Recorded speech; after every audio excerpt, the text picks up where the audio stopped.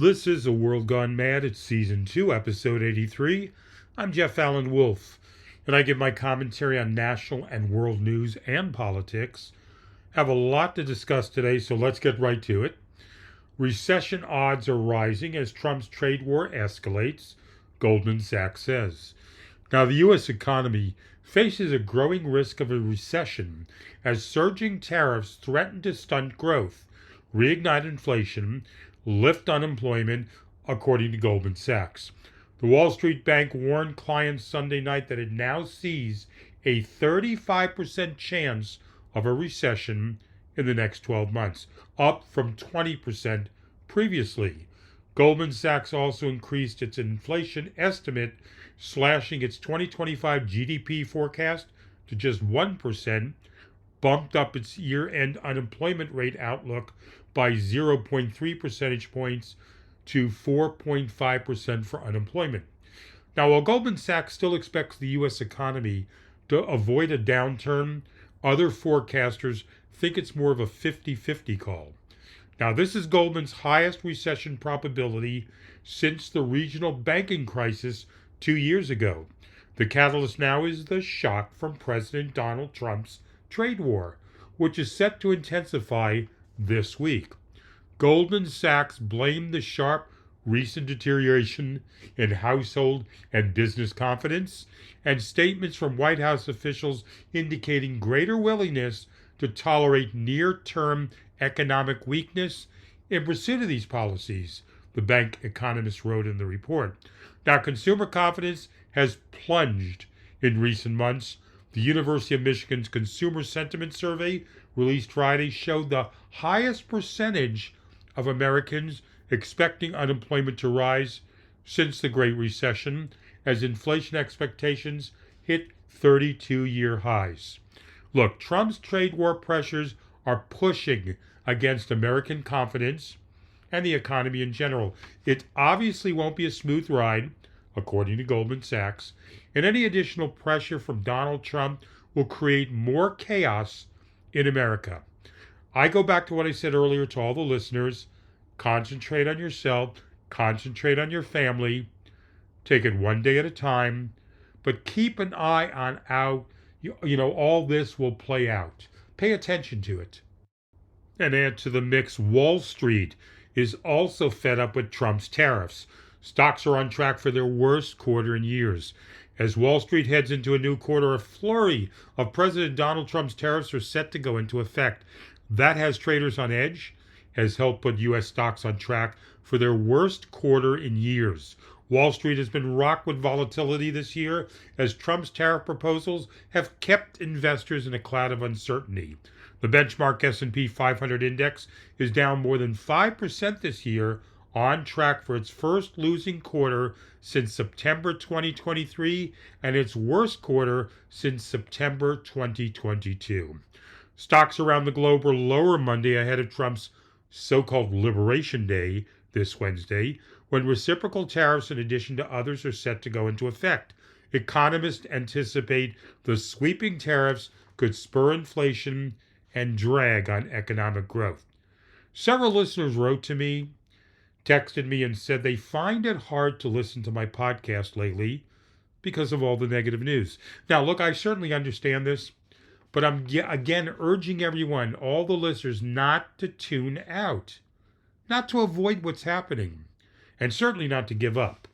I try to bring you the news without dramatic theater, like some other podcast people that you listen to, and I don't believe in bullshit. I believe in straightforward facts and honest commentary. I hope that's appreciated, because I don't want you, the listeners, to think I enjoy bringing you negative news each episode.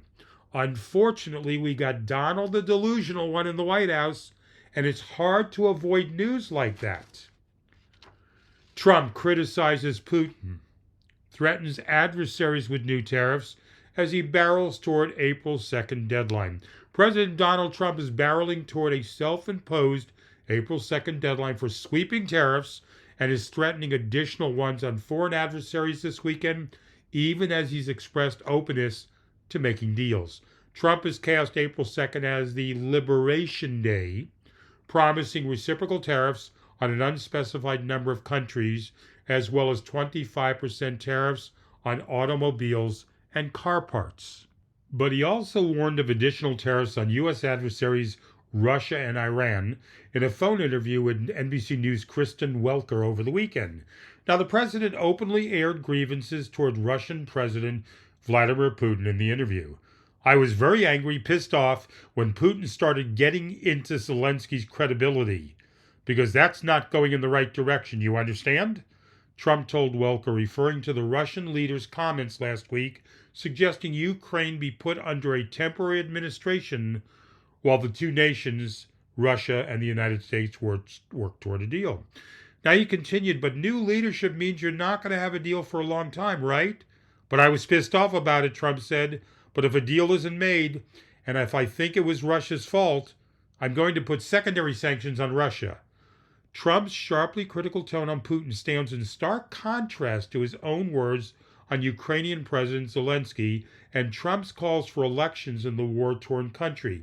He told Welker that Putin is aware he is angry.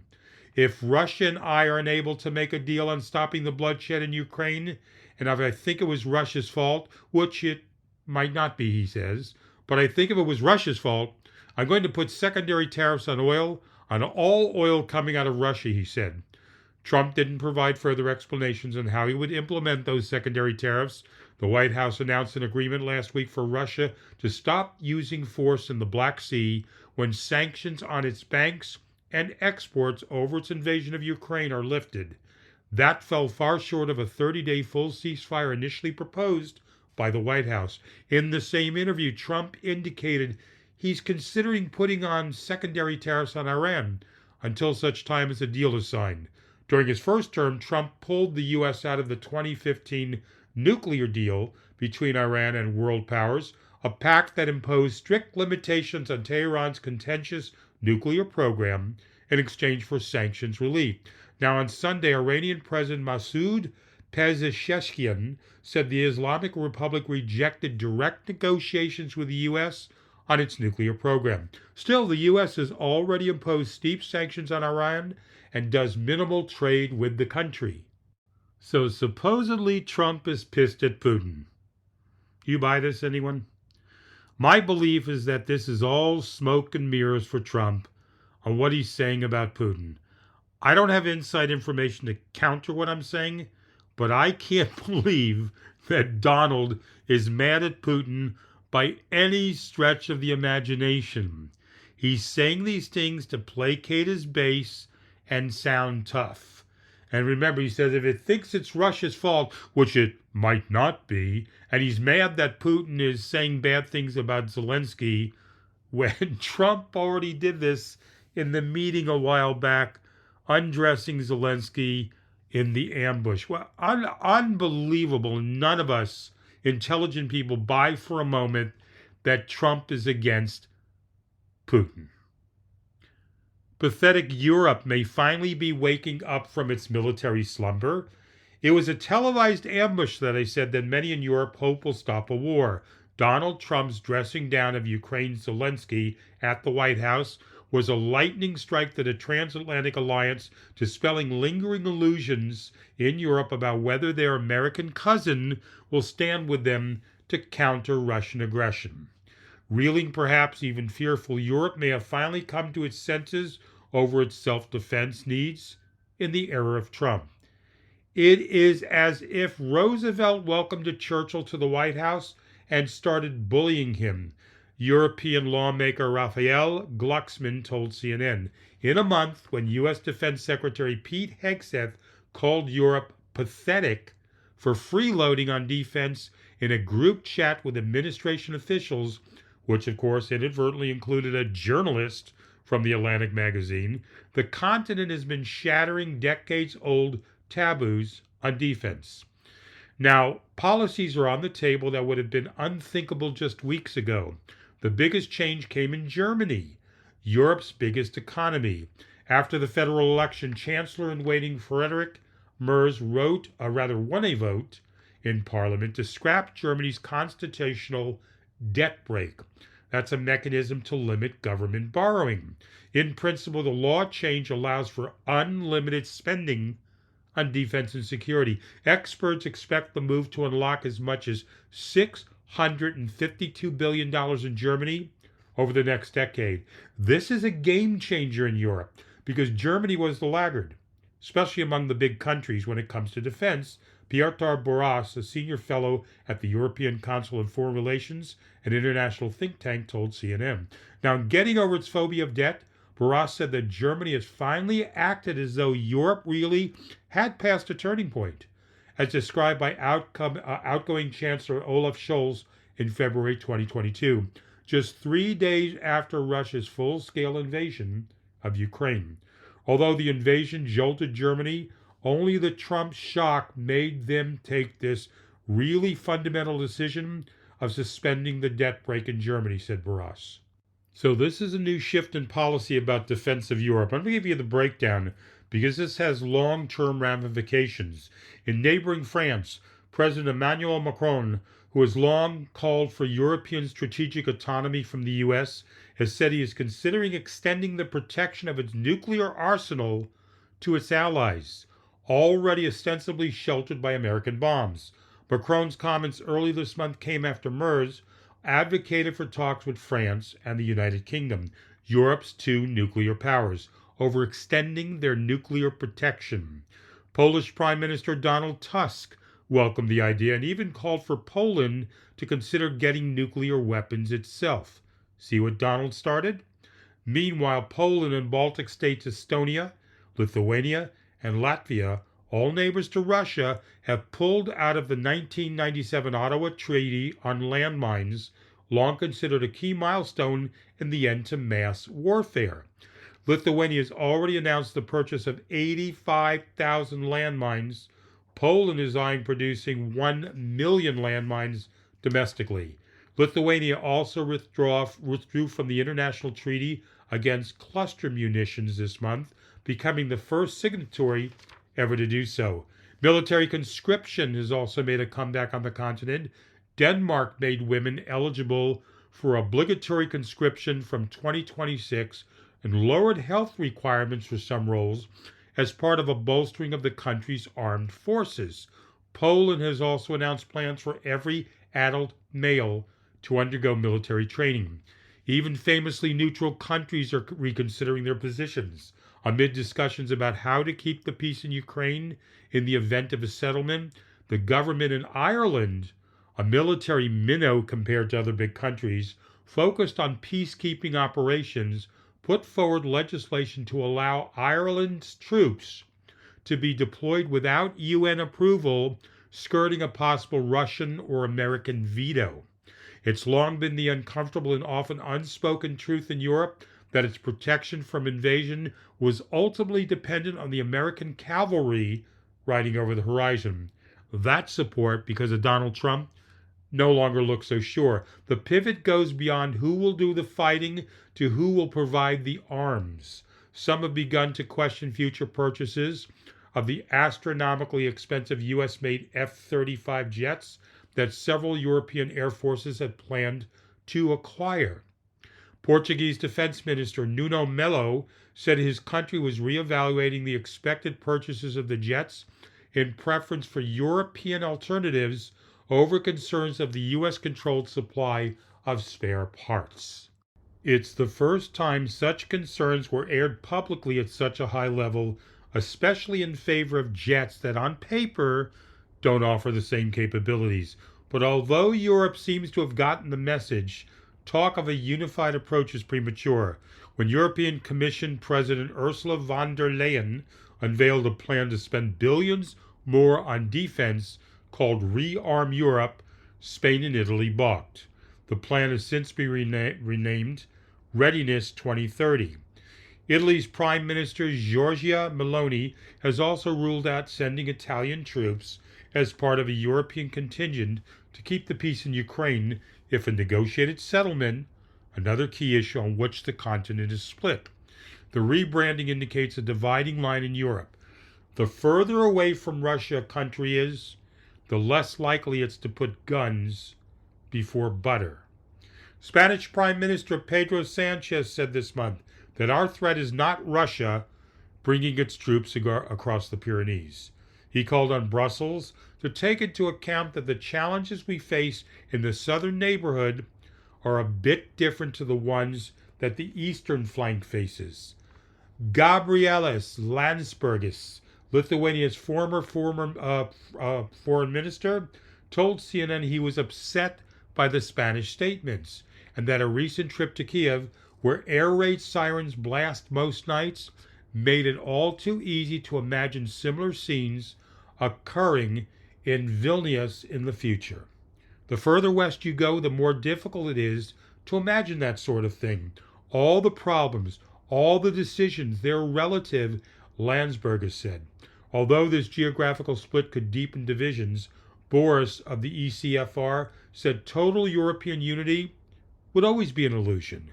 What really matters is what the key countries do, he said, pointing to Germany, France, the UK, and Poland.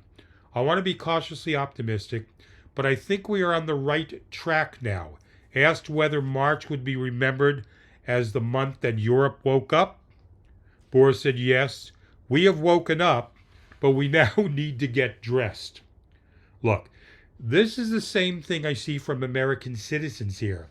They don't see this war between Ukraine and Russia affecting us in America. So that's the problem. As it was stated, the further away from Russia you are, the less impact you visualize it would have on you. That's a serious mistake, people. And the Russia-Ukraine war needs to be resolved because it does not only affect them, it affects us in the long run. And of course, I believe most of my listeners, if not all of them, understand this. It's the 70 million plus for Trump who don't understand how important this is. That's why Europe is up in arms, trying to expand their defensive capabilities.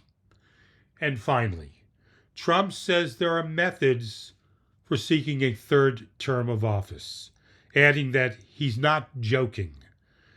Well, I guess no one saw this coming, right? Wow. President Donald Trump on Sunday did not dismiss the idea of pursuing a third term in the White House, despite the 22nd Amendment of the Constitution prohibiting it, claiming that there are methods to achieving this, and emphasizing Trump said that he was not joking. A lot of people want me to do it, but my thinking is we have a long way to go. I'm focused on the current, Trump said in a phone interview with NBC News' Kristen Welker on Sunday. The 22nd Amendment to the Constitution, which was ratified in 1951, states no person shall be elected to the office of the president more than twice. There are methods which you could do it, King Trump said, when asked whether there are strategies on the table to allow him to seek another term. Welker mentioned to Trump a possible plan in which Vice President J.D. Vance would run in 2028, then pass the baton to Trump. Well, that's one way, Trump said, but there are others too, before refusing to elaborate on what they are. The term-limited president has frequently teased a third presidency, but clarified Sunday that he's not joking this time. I'm not joking, he said to Welker, reiterating, but it's far too early to think about it.